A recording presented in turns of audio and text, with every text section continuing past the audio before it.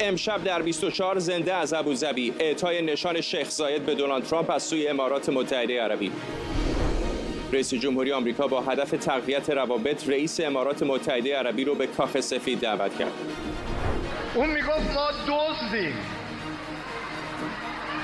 دنیا رو دارن غارت. انتقاد رئیس جمهوری ایران از طعنه و کنایه‌های ترامپ به مقامات جمهوری اسلامی. پزشکیان میگه ما دزد نیستیم، بلکه تمام وجودمون رو برای خدمت به مردم گذاشتیم. Very serious negotiations with Iran for long-term peace. همزمان با اعلام آمادگی تهران برای محدود کردن غنیسازی در صورت لغو فوری تحریم‌ها، دونالد ترامپ گفته واشنگتن و تهران به توافق نزدیک شدن و مذاکرات جدی برای صلح طولانی مدت ادامه داره. از ابوظبی در امارات متحده عربی، این 24 است با فرداد فرزاد. بینندگان ایران اینترنشنال در ایران و سراسر جهان سلام و وقت بخیر. دونالد ترامپ رئیس جمهوری آمریکا ساعتی پیش در سومین مقصد سفرش به خاورمیانه وارد اینجا ابوظبی پایتخت امارات متحده عربی شد و با استقبالی باشکوه از سوی محمد بن زاید آل نهیان روبرو شد. او بعد به بازدید از مسجد شیخ زاید رفت و در ادامه طی مراسمی نشان شیخ زاید، یکی از بالاترین افتخارات رسمی در امارات متحده عربی، را از سوی حاکم ابوظبی دریافت کرد. او در جمع خبرنگاران با سپاس از سرمایه‌گذاری 1.4 تریلیون دلاری امارات گفت روابط دو کشور مستحکم‌تر خواهد شد. And your wonderful brother came to Washington. در واشنگتن برادر شما به ما خبر داده بود از این سرمایه‌گذاری 1.4 تریلیون دلاری. ما خیلی خوشحالیم که سزاوار این سرمایه‌گذاری هستیم و تردیدی ندارم که رابطه دو کشور ما بزرگتر و قوی‌تر و بهتر خواهد شد. البته نمیتونم بگم رابطه من و شما بهتر خواهد شد، چون از این بهتر نمیشه، اما دو کشور ما با هم دیگه کار خواهند کرد. ما یک کشور خیلی جذابی شدیم. همکارم سمیرا قرایی هم اینجا در ابوظبی در کنار من. تقریبا هر پایتختی که اینجا در منطقه خاورمیانه رفت استقبال شاهانه ازش کردن، به خصوص اینجا الان در امارات متحده عربی. چیزی که شاید کمتر بهش توجه شده حجم باور نکردنی سرمایه‌گذاری هایی است که این کشورهای منطقه وعده دادن در آمریکا خواهند. دقیقاً حجم بالای مشخصاً امارات متحده عربی در عدد و رقم برنده است. بیشتر پیشنهاد داده و اصلا قبل از سفر آقای ترامپ اون بحث 1 تریلیون و 400 بیلیارد یا بیلیون دلاری که در AI قرار هست که امارات سرمایه‌گذاری بکنه در کمپانی‌های AI آمریکایی قبل از این سفر اعلام شد. اما این استقبال شاهانه که داری بهش اشاره می‌کنی انقدر همه جا در هر سه کشور بزرگ و عظیم و پرشکوه بود که ما توی جزئیات بعد نگاه کنیم ببینیم کی بیشتر مایه گذاشت، کی کمتر مایه گذاشت. اتفاق جالبی که افتاد در هر سه سفر ایرفورس وان وقتی که نزدیک میشد به مقصد، به اون پایتختی که میخواست آقای ترامپ بنشینه، جت‌های جنگنده اون کشور کنار ایرفورس وان پرواز کردن و اسکورت کردن هواپیمای آقای ترامپ رو. در عربستان سعودی 3 تا جنگنده سمت راست بودن، 3 تا سمت چپ بودن، در مجموع 6 تا. در قطر این عدد از 6 تا به 4 تا کاهش پیدا کرد و در امارات متحده عربی به 3 تا. یعنی تو تعداد جنگنده شاید بشه گفت ریاض برنده این استقبال شاهانه بوده با فرستادن تعداد جنگنده های بیشتر برای اسکورت رئیس جمهور که بسیار عظیم و با شکوه بوده. در شبکه‌های اجتماعی هم افراد نزدیک به خود آقای ترامپ راجبش نوشته بودن. آقای هنیتی توییت کرده بود. اما سفر داره به پایان میرسه، با اتفاقات جالبی هم داره به پایان میرسه. امروز آقای ترامپ هول و هوش ساعت 2 وارد امارات متحده عربی شد. ازش استقبال شد در فرودگاه، بعدش به مسجد اعظم رفت. اونجا هم مسجد رو به خاطرش بسته بودن. خیلی خوشحال شد، گفت باعث افتخار ایالات متحده است که یک مسجد رو برای ما بستن و الان هم شام دولتی و اون ضیافت شام در جریان. قرار بود بر اساس برنامه‌های قبلی فردا صبح آقای ترامپ یک سری مجموعه عکس بگیره، حالا چه با خانواده آل نهیان، با خانواده محمد بن زاید و چه با آدم‌هایی که در تجارتن، با مدیرعامل‌ها، با تجار. و بعد از اون قرار بود که به یک مکان تاریخی بره که در سالهای اخیر محمد بن زاید ساخته بعد از پیمان ابراهیم به نام خانه ادیان ابراهیمی، که خب خیلی اتفاقا ربط داره به ستون اصلی سیاست خارجی ترامپ در خاورمیانه دیگه که پیمان ابراهیمه. الان از صبح آقای ترامپ 3 حرف عجیب و غریب و زد و نقیض زده که آخریش این هست که میگه ما فردا صبح از اینجا میریم و به نظر میرسه که کل برنامه‌ها رو بخوان لغو بکنن و گفته ولی معلوم نیست کجا میریم. بعد گفته ولی حتما میریم برمیگردیم به واشنگتن. داستان از این قراره که دولت ترامپ مایل تا روز جمعه آقای ترامپ با آقای پوتین بتونه در ترکیه دیدار بکنه، در مجموعه دیدارهایی که حالا چه در آنکارا داره اتفاق میفته آقای زلنسکی هست، چه در آنتاریو که آقای روبیو هست، ناتو، اعضای ناتو دیدار غیر رسمی دارن. و سه مجموعه اول این بود که گفت که من خیلی برنامه‌هام سخته برای امروز و فردا ولی خیلی مایلم که به ترکیه سفر بکنم، ببینیم چی میشه. 2-3 ساعت بعد آمد گفت که پوتین نخواهد آمد، چون اون اگر میخواست بیاد برای این بود که من اونجا باشم و من اونجا نیستم و تا ما دو همدیگر رو نبینیم این داستان تموم نخواهد شد. اینها رو گفتم که بگم برنامه فردا معلوم نیست و ما ممکنه که آقای ترامپ از ترکیه در بیاره، یعنی باید منتظر این باشیم و یا ممکنه که خیلی زود به واشنگتن دی سی بخواد برگرده. این واقعا یکی از مجهولات. داستان ایران هم یکی از مجهولات. در این 2-3 روز گذشته صحبت‌های زیادی راجع به ایران شنیدیم ولی در مجموع دستاوردهای بزرگی برای آقای ترامپ داشت، مخصوصا در حوزه تجارت. عددی که خودشون میگن 4 تریلیون دلار میگن که این 3 مقصد، این 3 کشور برای اقتصاد آمریکا دستاورد داشت. میخوام کوتاه ولی بیشتر در مورد اون بخش ایران صحبت بکنیم، چون ترجیبند حرفاش در هر 3 پایتخت عربی حاشیه خلیج فارس موضوع ایران بود. دیروز در قطر هم باز به ایران اشاره کرد، ولی هنوز یک تصویر روشنی وجود نداره که چه برنامه‌ای برای جمهوری اسلامی داره. و یه مقدار هم حرفاش در قطر متفاوت بود با حرفاش در عربستان سعودی. در قطر خب مصاحبه شمخانی با NBC منتشر شده بود، مصاحبه اختصاصی، و جای آقای ترامپ امروز صبح به این اشاره کرد که خبر مهم ما موافقت کردن. این در حالیه که اون چیزی که آقای شمخانی داره میگه و صحبتی که میکنه هیچ تفاوتی با برجام نداره. آقای شمخانی 3-4 شرطی که داره اعلام میکنه اینه که ما غنیسازی در سطح پایین انجام میدیم، اینه که از ذخایر انباشت اورانیوم 60% غنیسازی شده رو خارج میکنیم، بازرسان هم بیان بمونن بازرسی بکنن، در ازاش تمامی تحریم ها باید برداشته بشه. حالا این برجامه. آیا آقای ترامپ فکر میکنه که این همون پیشنهادیه که آکسیوس میگه روز یکشنبه آقای ویتکاف ارائه داده به عراقچی؟ این چیز روشنی نیست.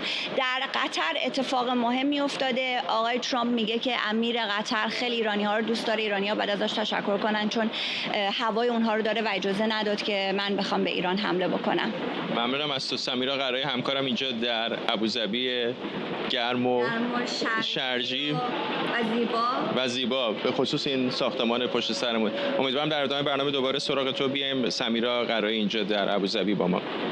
علی شمخانی عضو مجمع تشخیص مصلحت نظام و مشاور علی خامنه‌ای گفته تهران آماده است در ازای لغو فوری تحریم‌های اقتصادی محدودیت‌هایی بر برنامه هسته‌ایش اعمال کرده و بازرسی‌های بین‌المللی رو بپذیریم. آقای شمخانی در گفتگو با شبکه NBC که لینک اون رو ترامپ در شبکه اجتماعیش تروت سوشال بازنشر کرده، گفته جمهوری اسلامی به دنبال ساخت سلاح هسته‌ای نیست و فقط در پی غنیسازی برای اهداف غیر نظامیه.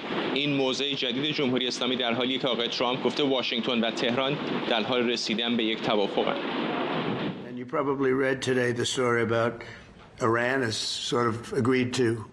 احتمالاً امروز صبح خبر مربوط به ایران را شنیدید که ایران تا حدودی با شرایط مورد نظر برای توافق موافقت کرده. اونا دیگه قرار نیست، من اسمش رو میذارم گرد و خاک هسته‌ای بپا کنن. قرار نیست گرد و خاک هسته‌ای بکنن. من میخوام ایران موفق باشه، میخوام کشوری فوق‌العاده باشه، اما نمیتونن سلاح هسته‌ای داشته باشن. این تنها چیزیه که میخوان. خیلی ساده است. اینجوری نیست که 30 صفحه جزئیات داشته باشه. یه جمله است. نمیتونن سلاح هسته‌ای داشته باشن. فکر میکنم داریم نزدیک میشیم به رسیدن به یک توافق، بدون اینکه دو روش وجود داره، یکی محترمانه و دیگری راه خشونت‌آمیزه، خشونتی که مشابهش رو هیچ کس ندیده. امیدوارم که نیازی نباشه این کار رو بکنیم. من نمیخوام این کار رو بکنم. خیلی‌ها دوست دارن این کار رو بکنن. من نمیخوام ازش استفاده بکنم. ما در حال مذاکرات بسیار جدی هستیم با ایران برای رسیدن به یک صلح بلند مدت و اگر به اون برسیم فوق‌العاده میشه، مخصوصا برای این کشور، چون شما همسایه‌اش هستید. شما خیلی نزدیکتر هستید، میتونید پیاده هم برید. بقیه کشورها یکم دورترن، شاید این مقدار براشون خطرناک نباشه. ما از این کشور محافظت میکنیم.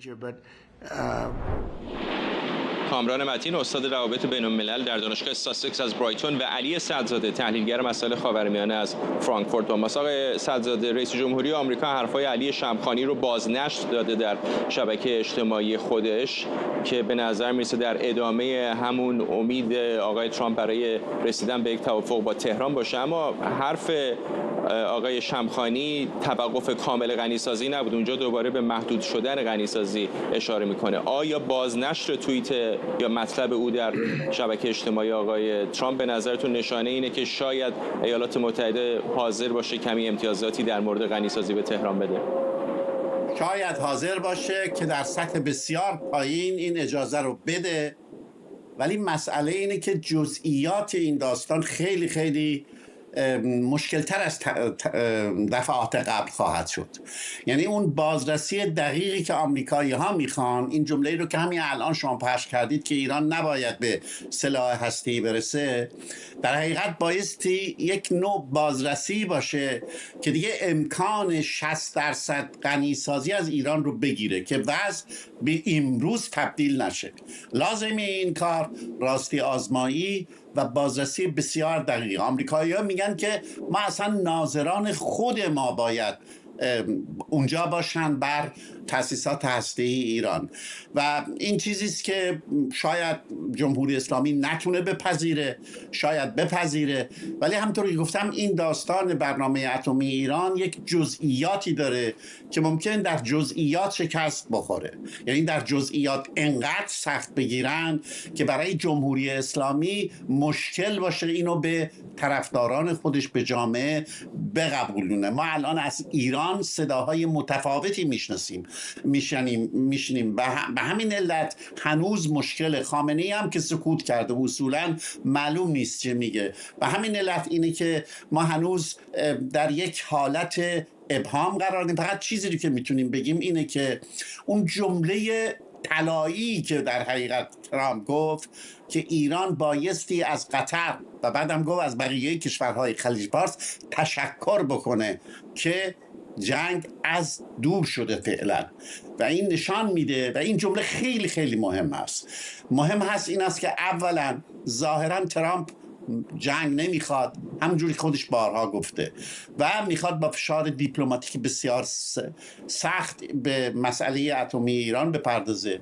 دوم این که نشان میده کشورهای منطقه خلیج فارس هم جنگ نمیخوان، چون این حجم عظیم از سرمایه گذاری و این حجم عظیم از صنایعی که میخوان بیارن احتیاج به آرامش داره و اینها نیاز دارن به این آرامش. هم امارات متحده عربی، هم قطر، هم عربستان سعودی و هم عمان.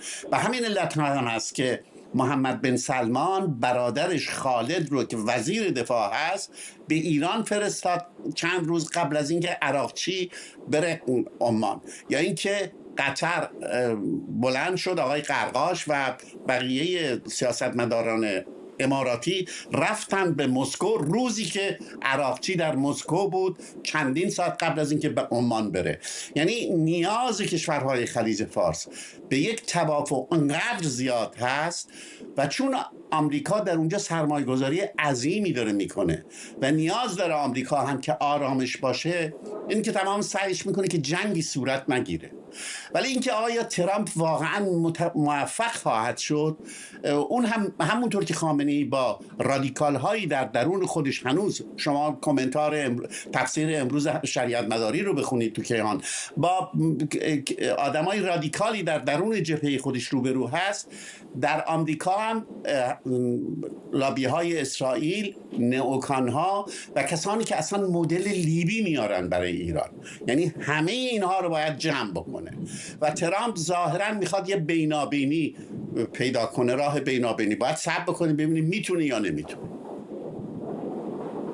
آقای متین، در این 2-3 روزی که آقای ترامپ در خاورمیانه بود دائم دیدیم این موضوع چماق و هویج رو در مقابل جمهوری اسلامی باز هم مطرح کرد، اما به نظر میرسه که کم و بیش همچنان خوشبین هست و شاید یکی از تکیه کلامایی که بارها تکرار کرده این هست که میخوام ایران بسیار مترقی و متمول باشه و به نظر میرسه که نگاهش شاید به جمهوری اسلامی، شاید من اشتباه میکنم، ولی چیزی شبیه مابقی کشورهای منطقه که به دنبال توسعه هستن، سرمایه‌گذاری خارجی هستن.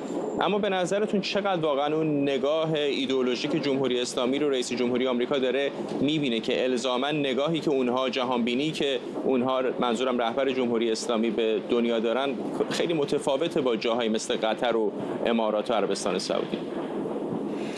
بله، من فکر می‌کنم این درست است. واقعا آقای ترامپ کسی است که فکر میکنه منفعت در نهایت پیشبرنده سیاست‌های هم انسان‌ها است هم دولت‌ها و این رو ما می‌بینیم در رابطه با سوریه به خصوص. ایشون با آقای احمدالشهر یا جولانی سابق دیدار کردن، 33 دقیقه حرف زدن. این جولانی کسی بود که در عراق توسط نیروهای آمریکایی دستگیر شد به دلیل شرکتش در مبارزه نظامی علیه اونها. بعد یک سازمان نزدیک به القاعده درست کرد و واقعا اگر در متن تاریخیش قرار بدید اینو، خیلی شگفت انگیز است که یک عضو یا رهبر سابق القاعده بتونه در کنار آقای ترامپ بشینه در عربستان و در همونجا تحریم‌های چندین و چند ساله آمریکا علیه سوریه برداشته بشه. این نشون میده که آقای ترامپ نهایتاً فکر میکنه که تحت شرایط خاصی میشه دولت‌های ظاهراً ایدئولوژیک یا حتی دشمن رو وارد یک روندی کرد که به هر حال از نظر اقتصادی ازش نفع ببرند.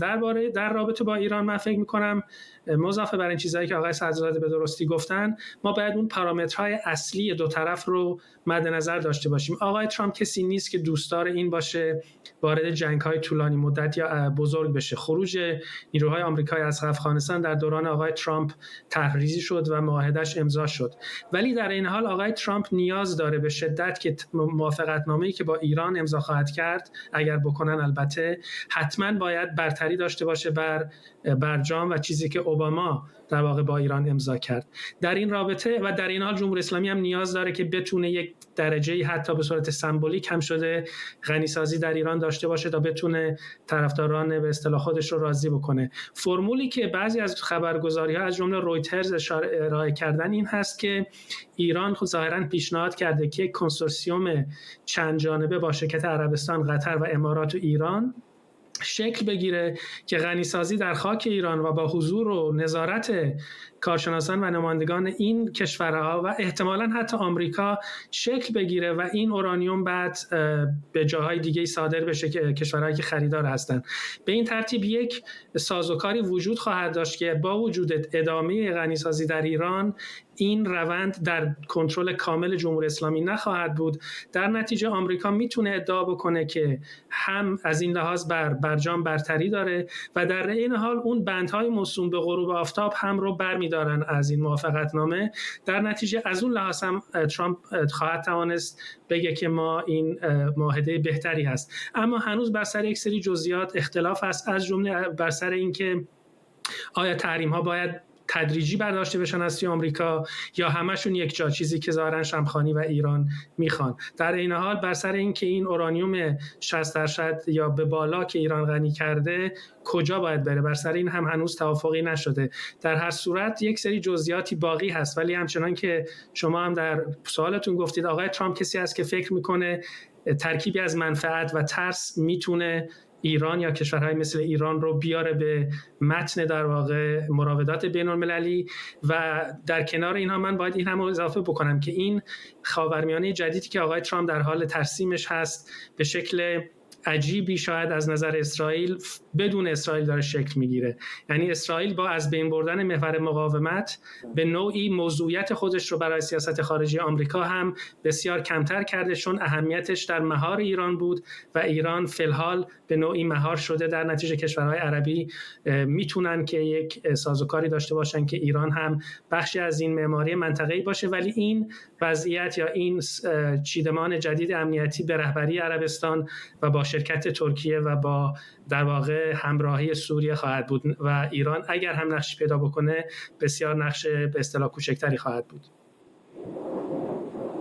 آقای صدرزاده، آقای متین به موضوع آقای جولانی یا احمد اشر اشاره کرد. جلوی چشم ما چهره خاورمیانه کاملا داره متحول میشه، چه در زمینه سیاسی مثل همین تغییراتی که در سوریه صورت گرفته، چه در زمینه فناوری و توسعه و سرمایه‌گذاری و اقتصاد مثل تریلیون‌ها دلاری که الان کشورهای عربی حاشیه خلیج فارس وعده دادن در آمریکا سرمایه‌گذاری میکنن. تمام شرکت‌های بزرگ فناوری آمریکا اینجا در منطقه حضور دارن. حرف از میلیاردها چیپست انویدیا هستش که امارات میخواد وارد بکنه. و این چقدر جمهوری اسلامی رو به نظرتون در گوشه رینگ قرار خواهد داد وقتی میبینه که از یک طرف در سوریه دولت مورد حمایتش نه تنها کنار رفته، الان میاد در کنار آقای ترامپ و محمد بن سلمان عکس میگیره، خوشوبش میکنه با اونها، تحریماش کنار میره، شرکت‌های فناوری در کشورهای حاشیه خلیج فارس دارن سرمایه گذاری میکنن و بعد به قول خود آقای ترامپ در ایران هر چند ساعت یک بار برق داره میره. ایران الان در گوشه رینگ هست، یعنی احتیاج به تکامل روند بیشتری نداره. شما نگاه کنید ببینید این سخنان ترامپ که گفت که مقایسه کنید عربستان رو با ایران و وضعی که در ایران هست و وضعی که در عربستان هست، چه زلزله سیاسی در ایران برپا کرده. سلامی فرمانده سپاه پاسداران جواب داده بهش، آقای شما پخش کردید آقای پزشکیان جواب داده، مجلس قطعنامه صادر کرده، فقط خامنه‌ای صحبت نکرده. خامنه‌ای سیاستش اینه که سکوت بکنه اول و منتظر وقایع بشه بعد بیاد حرف بزنه. یعنی چون این حرف انقدر تأثیر داشته در افکار عمومی که ایران خودش اصلا در گوشه رینگ احساس میکنه. یه چیز دیگه هم هست، آقای ترامپ همطور که آقای متین گفتن دیپلمات نیست به اون معنای کلاسیکش، از نظری مثل خود رهبران جمهوری اسلامی انقدر صریح صحبت میکنه. من فکر نمی کنم هیچ دیپلمات دیگری، هیچ رئیس جمهور دیگری بره در عربستان و در عربستان بشینه و با این شدت و حدت و صراحت ایران رو، وضع برق ایران و آب ایران و کمبود به اصطلاح مواد غذایی و فرونشست زمین رو با عربستان مقایسه بکنه. این کار رو هیچ رئیس جمهور و نخست وزیر کشورهای دیگه انجام نمیدن. اونا حرفاشون رو در قالب‌های دیپلماتیک میزنن. این چیزی که برای جمهوری اسلامی گران تمام شده، در رأس دولت آمریکا شخصی است که صریح صحبت میکنه و این صراحتش خیلی گران تمام میشه برای جمهوری اسلامی. و همین علت از نظر تبلیغاتی هم جمهوری اسلامی الان در کنار رینگ هست. من نمیدونم چه خواهد کرد. من واقعا در بنبست تحلیلی قرار دارم که اینها چه خواهند کرد، ولی خب یک راههای احتمالاً پیدا خواهند کرد. این فشاری که بر ایران داره میاد خیلی عظیمه. یه چیز دیگه من اضافه کنم، اون چیزی که ما همیشه میگفتیم که آمریکا از منطقه خاورمیانه خواهد رفت، این چیز محدوده، یعنی این مشروطه، از خاورمیانه نخواهد رفت آمریکا، چون کشوری که این حجم عظیم از سرمایه‌داری رو میگذاره برای حفاظت از این سرمایه‌گذاری حتما حضور نظامی هم خواهد داشت. یعنی این تصور که آمریکا رها میکنه خاورمیانه رو و نیروهای مثل ایران و دیگران اینا هر کار دلشون میخواد بکنه این اصلا بلا اعراب هست به عقیده من. ممنونم از هر دو شما آقایون. کامران متین استاد روابط بین الملل در دانشگاه ساسکس از برایتون و علی صدرزاده تحلیلگر مسائل خاورمیانه از فرانکفورت با ما. رئیس جمهوری ایران در واکنش به انتقادهای دونالد ترامپ درباره دزدی و غارت ثروت مردم در حکومت ایران گفته مقام‌های جمهوری اسلامی با تمام وجود مشغول خدمت به مردمند. مسعود پزشکیان گفته برخلاف صحبت‌های ترامپ این آمریکاست که داره دنیا رو غارت می‌کنه. آقای ترامپ در عربستان گفته بود در حالی که کشورهای عربی دارن به ستون‌های ثبات منطقه و تجارت جهانی تبدیل میشن، رهبران ایران مشغول دزدیدن ثروت مردم خودشون و همینطور جنگ و خونریزی در خارجن. رئیس جمهور آمریکا اومده بود منطقه، حالا نمیدونم باز هست یا رفت، بر خودش سخنرانی میکرد بین این کسانی که دورش جمع شده بودن. مسئولین ایرانی رو، رهبران رو طوری تعریف میکرد که وقتی آدم من که گوش ندادم، نوشته هاشون رو نگاه کردم همینجوری که اومدن، چون اصلا فرصت نمیکنم به اون حرفایی که اونا میزن گوش بدم. اون میگفت ما دزدیم، دنیا رو دارن غارت میکنن. اون وقت به ما که تو این مملکت زندگیمونو، تمام وجودمونو برای خدمت به این مردم گذاشتیم رو یه جوری دیگه جلوه میدن. رهبر عزیز این انقلاب زندگیش معلومه، خورد و خوراکش معلومه، پوشاکش معلومه، دار و ندارش هم معلومه. زندگی اونایی که دارن دنیا رو غارت میکنن هم معلومه. انتقاد رئیس جمهوری ایران از سخنرانی ترامپ در نشست اقتصادی آمریکا و عربستان در ریاض واکنش‌های زیادی میان شهروندان ایرانی هم داشته. بسیاری از مخاطبان ایران اینترنشنال میگن مقامات جمهوری اسلامی در طول سالها با سوء مدیریت و فساد منابع کشور رو غارت کردن و ثروت ملی رو به تاراج بردن. اجازه بدید دیدگاه مخاطبان ایران اینترنشنال و کاربران در شبکه‌های اجتماعی رو با هم مرور بکنیم که نشون میده شکاف عمیق بین مواضع رسمی دولت و ادراک عمومی از عملکرد مقامات چطوره. درست میگم اینا دزد نیستن، اینا غارتگرن.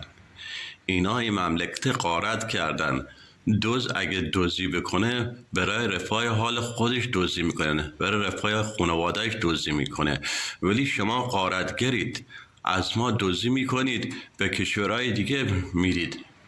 ما خودمون الان توی مملکت آب و برق نداریم، شما ایران رو غارت کردید، دارید دزدی میکنید، به عراق دارید آب میدین، برق میدین، پولش هم بهتون نمیده. حالا به نظر شما دزد نیستین؟ من آن قبول دارم، شما دزد نیستید، شما غارتگرید. آقای پزشکیان، قرار نیست هرچی میدزدن که تو شکمشون کنن، قرار نیست هرچی میدزدن که پوشاک کنن، که تمام مردم دنیا روز 3 وعده غذا میخورن.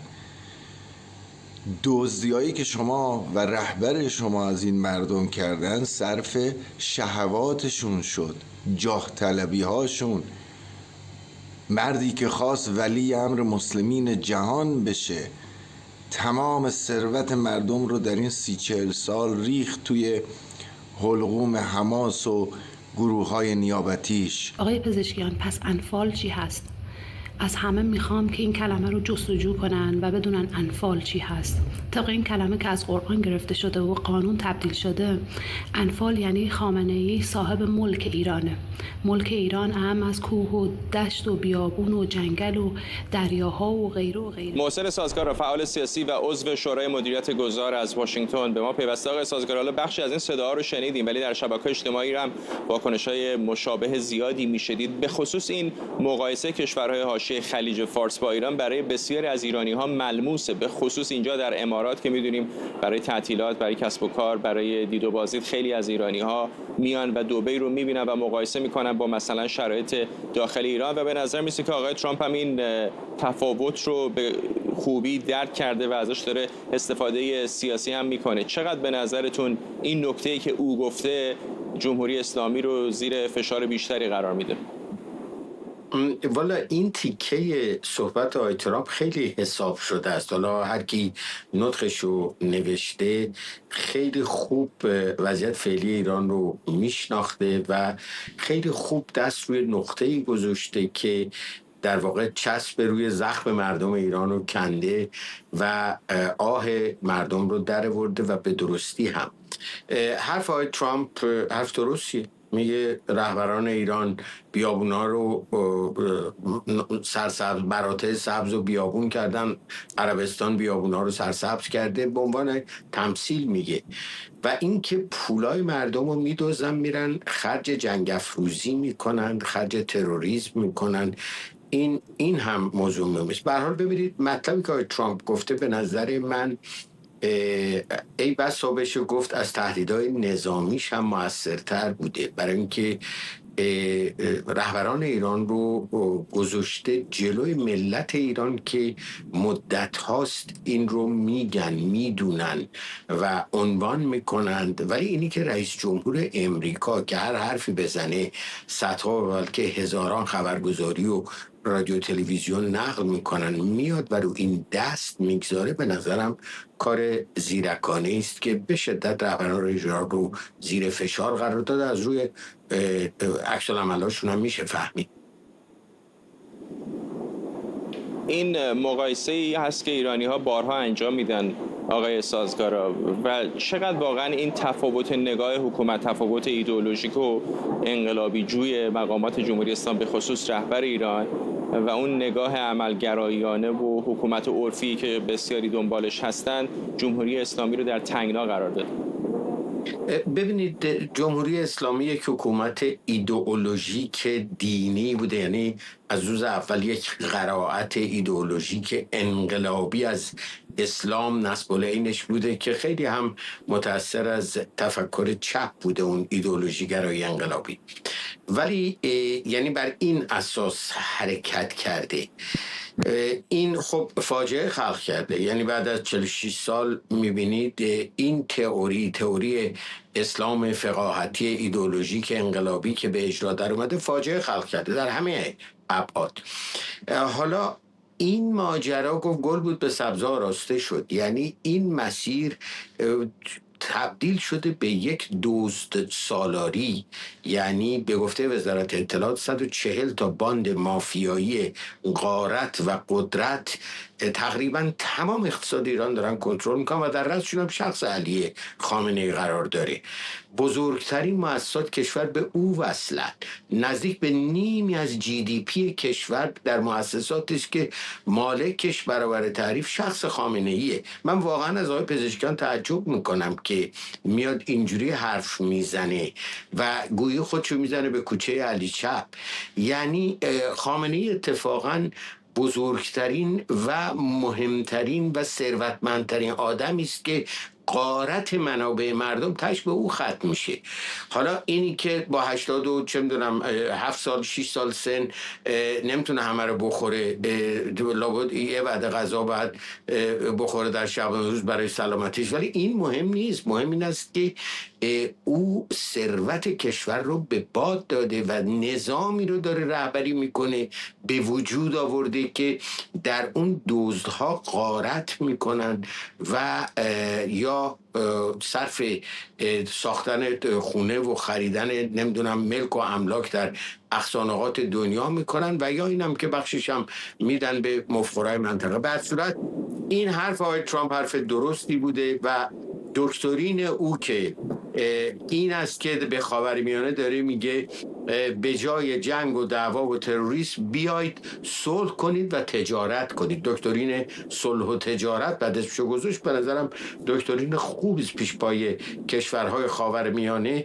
و جمهوری اسلامی اگر از وابستگی به روسیه بتونه گریبانشو خلاص کنه که بعید میدونم از دست این دزدها خلاص بشه که اون رو هم بعید میدونم، فرصت مناسبی که کشور ما هم با این دکترین همراهی و همکاری بکنه و زخم‌های مردم التیام پیدا کنه.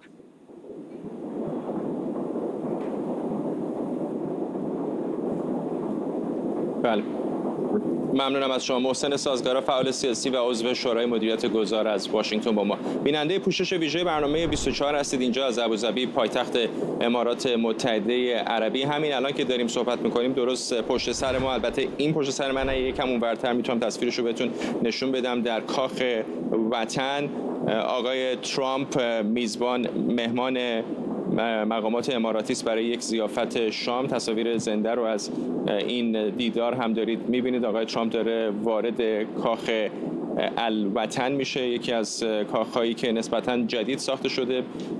حدود چند سال پیش، حدود سال 2010، کمتر از 15 سال پیش این کاخ ساختش شروع شد و از 4-5 سال پیش حتی به روی عموم هم بخشی هایی از این کاخ بسیار مجلل باز است. آقای ترامپ رو دارید میبینید که با محمد بن زاید پادشاه امارات متحده عربی، رئیس دولت امارات متحده عربی، اینجا در ابوظبی داره خوشوبش میکنه و وارد کاخ الوطن داره میشه. همکارم سمیرا قرایی هم اینجا در کنار ماست. آقای ترامپ در هر کدام از این کاخها که واقعا هم خیره کننده هستن وارد شده، بسیار متاثر شده و براش جلب توجه کرده، به خصوص که خودش هم در کسب و کار ساخت و ساز هست. براش خیلی جالب این کاخهای مجلل.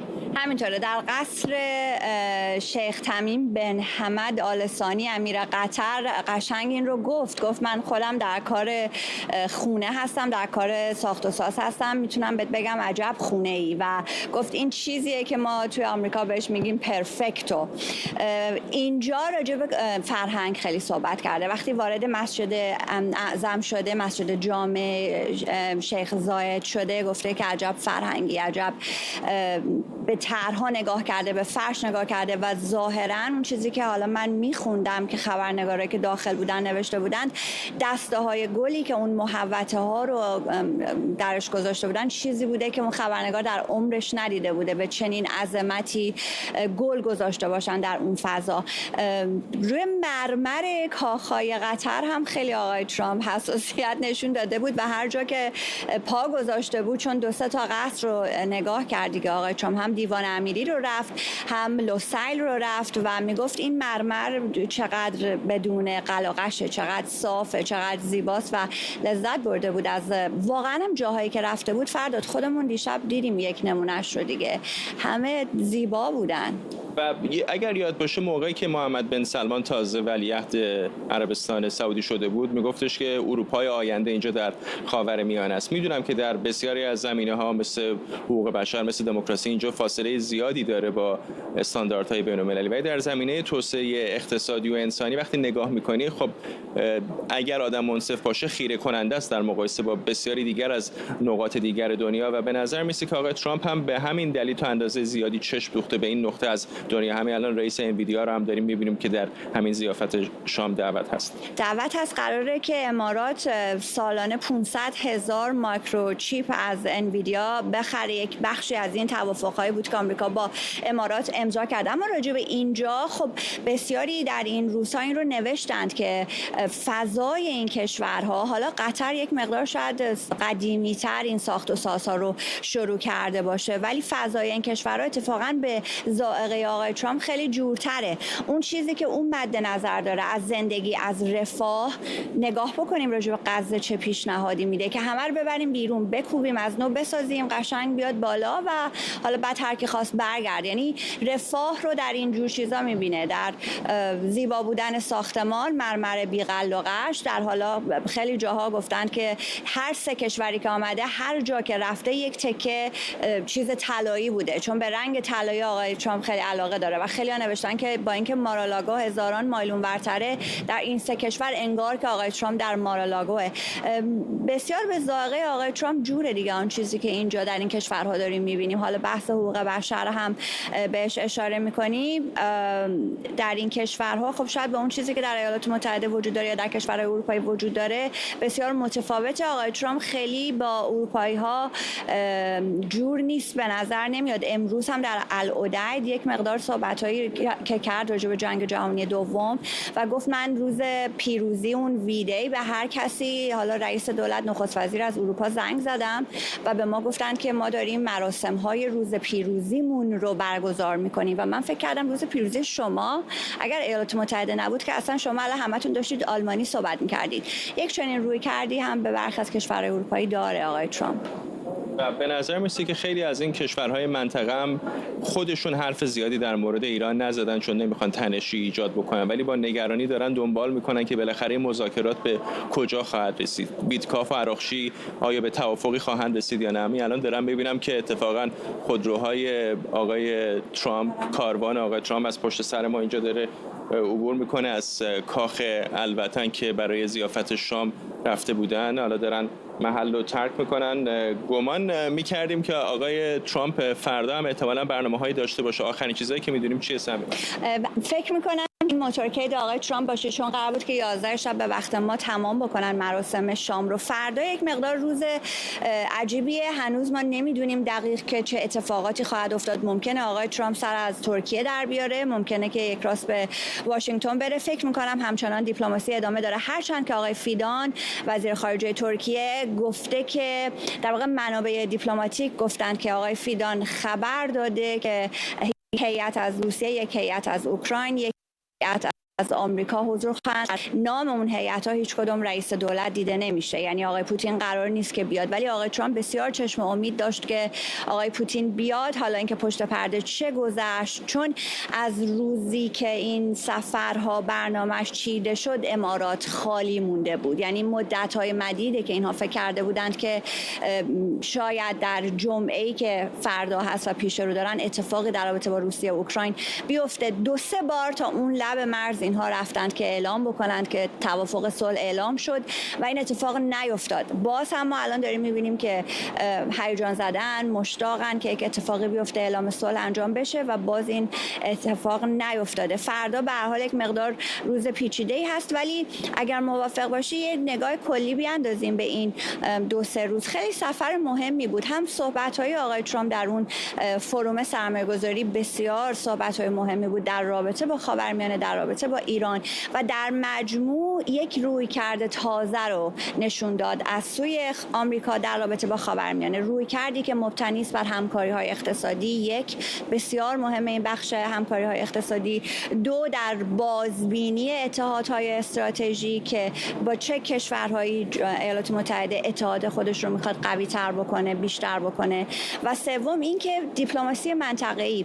خیلی این رو بحث ایران مشاهده شد، یعنی رفتنش به قطر، کمک خواستن از امیر قطر برای حل بحران ایران و تمرکز ویژه‌ای که داره روی کشورهای منطقه که با کمک اونها بحث ایران رو حل بکنه، این دیپلماسی منطقه‌ای رو خیلی برجسته میکنه. این توصیف کلی هست که میشه کرد راجع به این سفر. قراردادهای کلان اقتصادی چه با عربستان، چه با امارات، چه با قطر برای کمپانی‌های آمریکایی پول زیادی آورد. واقعا برای کسانی که کارمندان حالا بوئینگ باشن، انویدیا و خیلی شرکت‌های دیگه، پول کلانی آقای ترامپ براشون خواهد آورد. این بحث پول رو مطرح می‌کنی. خب الان ما در منطقه تمرکزمون بر دیدارهای اینجاست، ولی در خانه در واشنگتن دی سی همین الان انتقادات زیادی بر آقای ترامپ وارده، به خاطر اینکه خیلی از به خصوص دموکرات‌ها معتقدن که اون نگاه خیلی تراکنشی داره به همه معاملات سیاسی دنیا، از گرفتن هدیه احتمالی بوئینگ 747 از قطری‌ها بگیر تا تراکنش‌های تجاری با اماراتی‌ها، بعضیاشون در کریپتوها یا رمزارزهایی که آقای ترامپ درش منافعی داره و خود او هم میدونیم که به واسطه بنیاد خانوادگیش اینجا در امارات متحده عربی به خصوص کلی پروژه اقتصادی داره. همینطوره اون ترامپ ارگانیزیشن چندین و چند توافق رو تونسته بعد از ریاست جمهوری آقای ترامپ امضا بکنه که برای کنگره محل سواله. همین امروز خبری آمده بود که یک تعدادی از توافق‌هایی که امضا شده رو کنگره ممکنه جلوش رو بگیره، به این خاطر که منفعت شخصی برای رئیس جمهور یا خانواده رئیس جمهور داره. این مطابق قانون اساسی فکر میکنم، مطمئن نیستم نباشه، حالا با چه دلایل ادله قانونی بخوان جلوش رو بگیرن نمیدونم، ولی مهمترین بحث اخلاقی که مطرح شد این بحث هواپیمایی بود که قطر میخواست به آقای ترامپ هدیه بده. چرا اخلاقی؟ چون به لحاظ قانونی میتونه این رو بگیره، ولی به لحاظ اخلاقی در ایالات متحده خیلی حتی از اعضای حزب جمهوری خواه معتقدن که این کار رو نباید انجام بده و برای امنیت ملی ایالات متحده کار درستی نیست که یک هواپیما از یک کشور خارجی بخوان دریافت بکنن و بعد میگن اون پولی که شما میخواین بدین این هواپیما رو امن بکنید برای ایالات متحده و بدل بکنید به یک ایرفورس وان که خب یه ویژگی‌های خاص خودش رو داره، یک پول کلانی بعد صرف بکنی که این هواپیما رو بدل بکنی بهش شبیه ایرفورس وان. خب چرا؟ ممنونم از تو سمیرا قرای همکارم در این آخرین بخش سفر آقای ترامپ اینجا در امارات متحده عربی در ابوظبی پایتخت امارات، و ممنونم از شما که بیننده برنامه ویژه 24 بودید به خصوص امشب در ابوظبی. سفر آقای ترامپ فردا به پایان میرسه و او به واشنگتن دی سی باز خواهد گشت. ممنونم که همراه ما بودید. اجازه بدید برنامه رو اتفاقا با همین تصاویر زنده از ابوظبی به پایان ببریم.